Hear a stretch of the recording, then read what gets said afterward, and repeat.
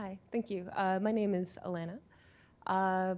I'm just curious if you could provide some clarification. 'Cause as I understand it, there's actually a cap when it comes to net metering. There is a cap on the amount that an individual can produce themselves. And I know we're talking off-grid, but when it comes to an interconnected grid, people are unable to sell it back to the utility. That's my understanding under, I don't know if it's current legislation, but that's what the provincial government is doing right now.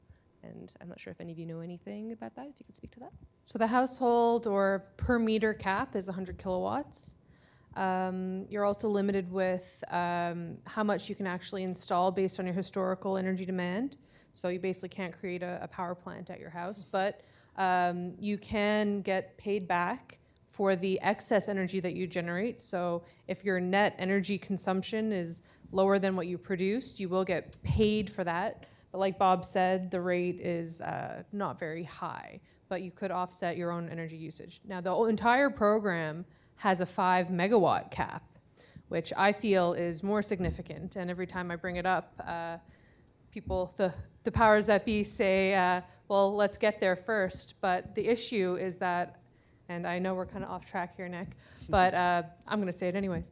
Very good. The issue is that stifles economic development because it's not appropriate for a business to plan to grow when there is a limit on how much business is available to them.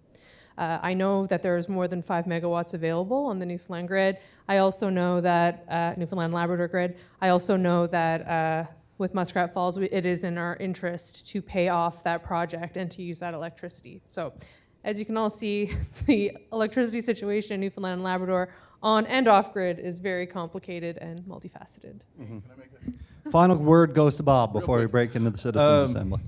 You know, again, no, the idea with the program with net metering, I was involved with it, is to limit it to people can displace, the idea they can displace their own power, but not to the point selling it back to the grid. Unlike most jurisdictions across Canada, they want all the renewable power they can get because their emissions limited. Right now on the island, you know, we're producing 80 to 85% of the power we're producing for electricity is from renewable sources, and it'll be like 98% when we finish. So the idea was if we were getting a lot of power sold back, again, after the interconnection, we'd only end up being able to sell it for what we could get for it on the market. Part two, the 5 megawatt cap really was put in place, not so much to limit it. What we were scared of, again, is you don't know what is going to happen in the future. Maybe the federal government comes out and say, we're going to subsidize solar panels to 75%. All of a sudden we have 5,000 applications for net metering, which we would not be able to handle. And that did happen in Ontario.